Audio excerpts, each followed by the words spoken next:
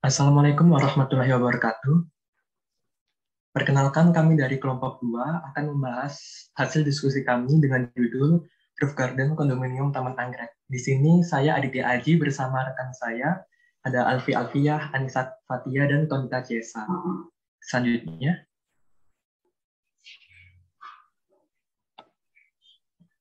berikut merupakan daftar isi pokok bahasan kami.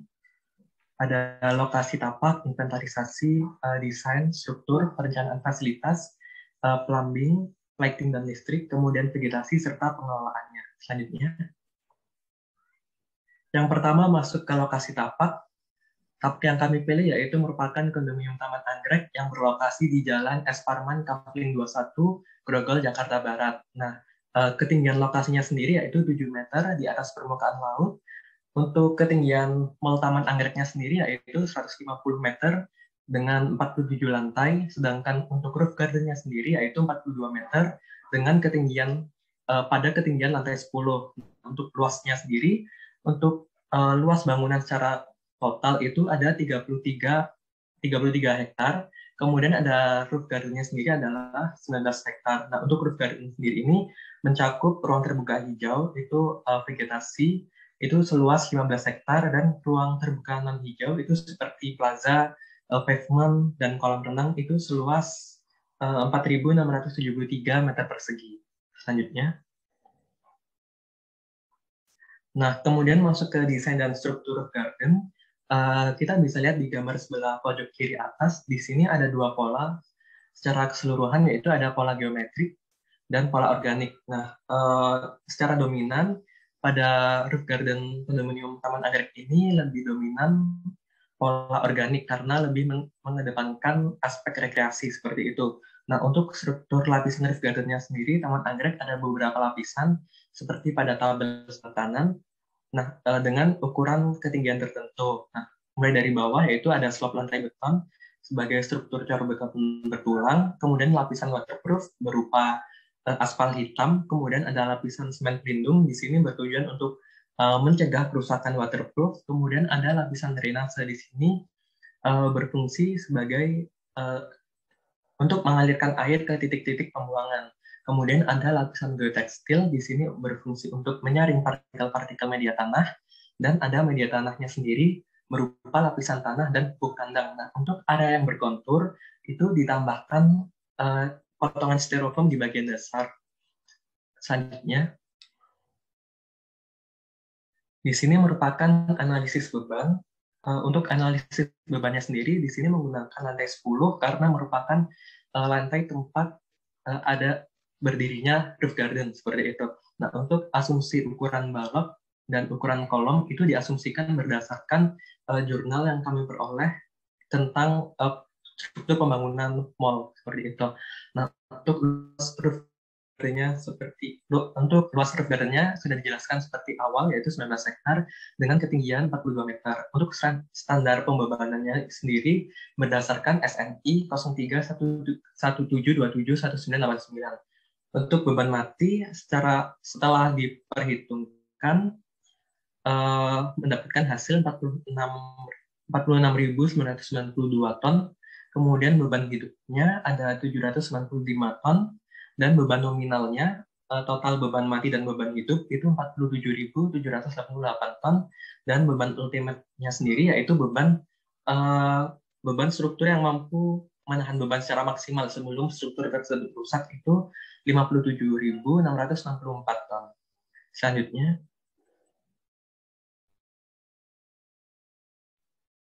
Selanjutnya, inventarisasi dan analisis tapak. Bisa dilihat ini adalah denah dari roof garden kondominium Taman Anggrek. Beberapa data cuaca yang diperoleh yaitu kecepatan anginnya 7-9 meter per second, yaitu termasuk tinggi. Kelembabannya 70% dengan penutupan vegetasi hingga 76%. Lalu beberapa vegetasi yang dapat diperhatikan ada Bauhinia purpurea, Erythrina cristageli, Musaenda erythrophylla, dan Wodietta bifurcata. Analisis potensi dan kendalanya, yaitu potensinya view yang bagus untuk para penghuni kondominium. Jadi view dari atasnya sudah bagus untuk roof garden ini, dan warna dan tekstur tanaman beragam dan cocok dan mampu beradaptasi di roof garden. Lalu kendalanya adalah angin kencang yang dapat merusak pohon. Bisa dilihat ini yang hijau ini adalah di denah merupakan ruang terbuka hijau, dan yang krem ini adalah pavement pavement untuk pengguna jalan, dan yang merah ini adalah beberapa tempat yang menjadi pusat aktivitas pengguna. Next. Baik, selanjutnya ada perencanaan dan fasilitas dan utilitas pada tapak.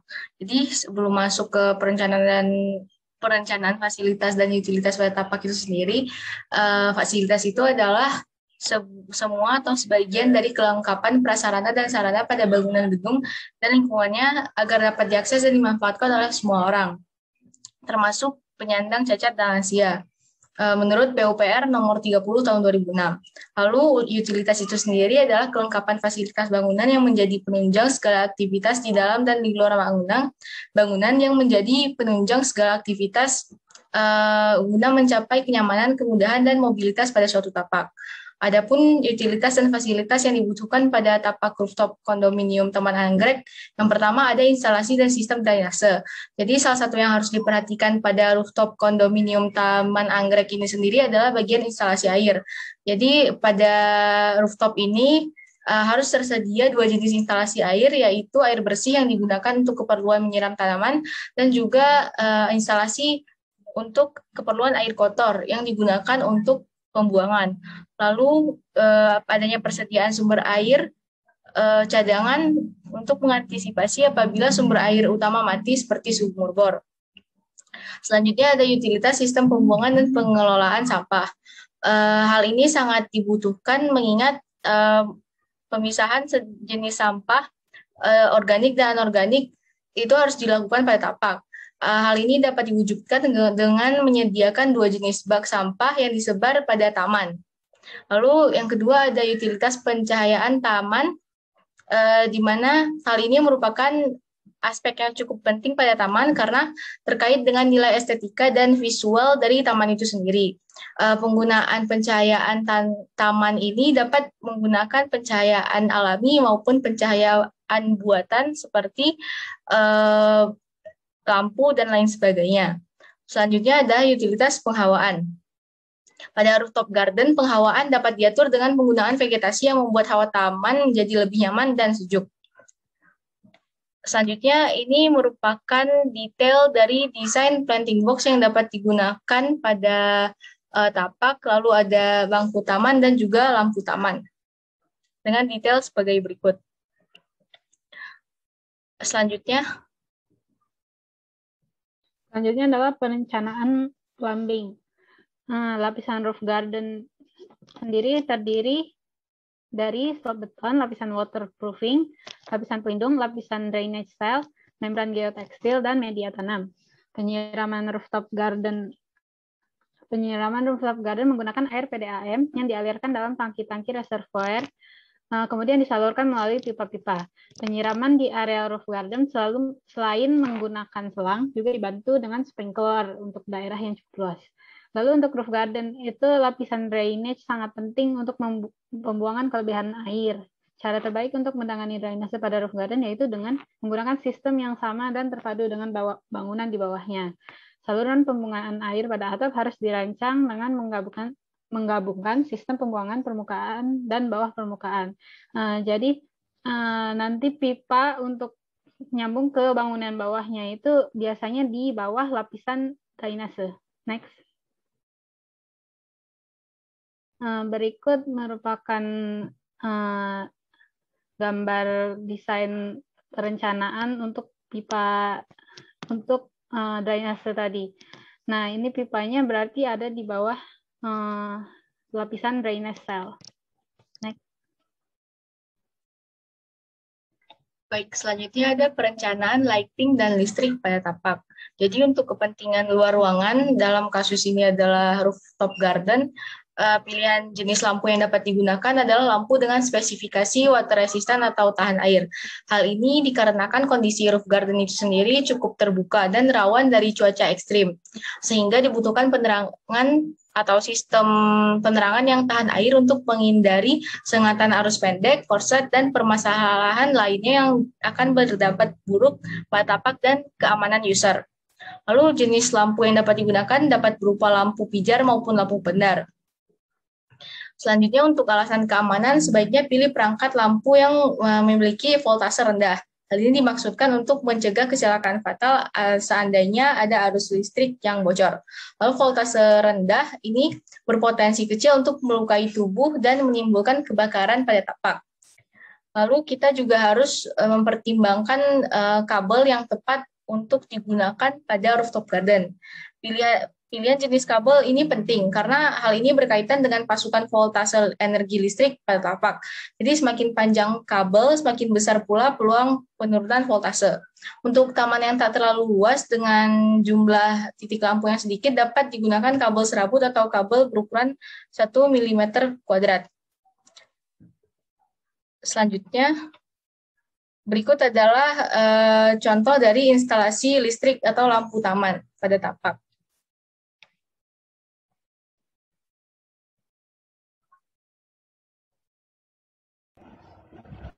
Isu selanjutnya yaitu perencanaan vegetasi pada tapak. Di sini terdapat beberapa kriteria khusus dalam menentukan vegetasi yang akan ditanam pada roof garden. Yang pertama itu adalah memiliki daya tahan terhadap sinar matahari langsung dan memiliki akar yang tidak menghujam ke bawah. Perencanaan penanaman vegetasi pada roof garden kondominium taman anggrek atau KDTA ini didesain dan memiliki berbagai macam fungsi atau yaitu sebagai pengarah, pembatas, peneduh, pemberi keindahan, pembingkai, dan melembutkan struktur. Selain itu, sebagian besar pemilihan vegetasi yang ditanam pada roof garden dilakukan dengan memilih tanaman yang memiliki daya adaptasi penyinaran matahari secara langsung. Next.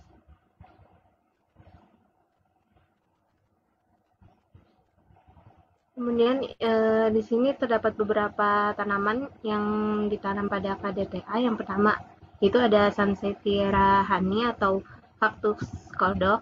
Ini merupakan jenis tanaman penutup tanah. Pemilihan tanaman ini itu dilakukan karena dapat menerima sinar matahari secara langsung dan penuh, dan juga kebutuhan airnya itu tidak intensif sehingga cocok ditanam pada area rooftop. Kemudian tanaman selanjutnya yaitu ada Coleus blumei, yaitu bayam-bayaman. Ini juga merupakan tanaman penutup tanah. Tanaman ini juga mampu beradaptasi dengan baik pada rooftop karena dapat menerima sinar matahari secara langsung dan penuh. Selain itu, warna yang dimiliki tanaman ini juga dapat menambah nilai estetika dari suatu tapak. Next. Tanaman selanjutnya yaitu ada Spathoglottis plicata atau tanaman anggrek tanah. Tanaman anggrek tanah ini dikategorikan sebagai tanaman herba karena memiliki manfaat yang dapat menyembuhkan penyakit pada manusia seperti radang telinga. Selain itu, tanaman ini juga dapat beradaptasi terhadap penyiraman matahari langsung dan dapat dijadikan sebagai salah satu tanaman hias pada tapak. Kemudian tanaman selanjutnya yaitu ada Bougainvillea sp. Ini merupakan semak. Tanaman ini dapat dibentuk menjadi tanaman pengarah pada tapak. Tanaman ini juga mampu beradaptasi terhadap penyinaran matahari langsung dan dapat memberikan nilai estetika pada tapak dengan warna bunganya yang beragam seperti ungu, jingga, putih, dan juga pink. Kemudian jenis tanaman selanjutnya itu ada Cassia glans atau Cassia golden. Peletakan Cassia glans pada tapak ini dapat memberikan nilai keindahan juga dengan bunganya yang berwarna kuning. Selain itu, tanaman ini juga tidak memiliki akar besar yang menghujam ke bawah serta dapat beradaptasi terhadap penyinaran matahari secara langsung. Tanaman ini juga dapat dijadikan sebagai peneduh pada tapak. Kemudian tanaman selanjutnya itu ada Cordia sebastena atau jatimas. Ini tanaman ini juga mampu beradaptasi dengan baik terhadap penyinaran matahari langsung, dan tanaman ini juga berperan sebagai peneduh dan pemberi keindahan pada tapak. Next. Kemudian isu selanjutnya yaitu pengelolaan dan pemeliharaan roof garden pada tapak. Roof garden pada kondominium Taman Anggrek ini termasuk dalam intensif karena memiliki ukuran yang luas dan juga ditanami oleh berbagai jenis vegetasi mulai dari tanaman penutup tanah hingga pohon. Kemudian kegiatan pemeliharaan utama yang harus dilakukan di sini terdapat 6 kegiatan. Yang pertama ada penyiraman dan proses irigasi. Penyiraman dan proses irigasi ini meliputi waktu dan juga jumlah air yang dibutuhkan oleh setiap tanaman yang tentunya berbeda-beda. Selain itu, diperlukan juga sistem drainase yang bagus agar tanaman pada suatu tapak itu tidak tergenang air yang karena dapat menyebabkan kematian pada tanaman tersebut. Kemudian kegiatan selanjutnya yaitu ada pemupukan. Pemupukan ini juga dilakukan sesuai kebutuhan setiap spesies yang ada di taman. Kemudian yang ketiga itu penyiangan. Penyiangan ini berfungsi untuk mencabut gulma yang berada pada sekitar tanaman dan juga berfungsi untuk menggemburkan tanah. Kemudian kegiatan selanjutnya itu ada pemberantasan hama. Kegiatan ini juga dapat dilakukan dengan pengendalian secara fisik, biologis, dan kimia. Yang dilakukan secara kimia dilakukan sesuai takaran yang dibutuhkan oleh setiap tanaman. Kemudian kegiatan selanjutnya yaitu ada pemangkasan vegetasi. Pemangkasan vegetasi ini dilakukan untuk pada tanaman yang ingin dijaga bentuknya agar terlihat rapi. Kemudian ada penanaman ulang dan pengecekan kondisi tanaman. Ini dilakukan pada tanaman yang sudah mati sehingga taman dapat kembali memiliki tanaman tersebut dan tidak mengurangi nilai estetika pada taman. Next. Mungkin sekian presentasi dari kelompok kami, lebih kurangnya mohon maaf. Wassalamualaikum warahmatullahi wabarakatuh.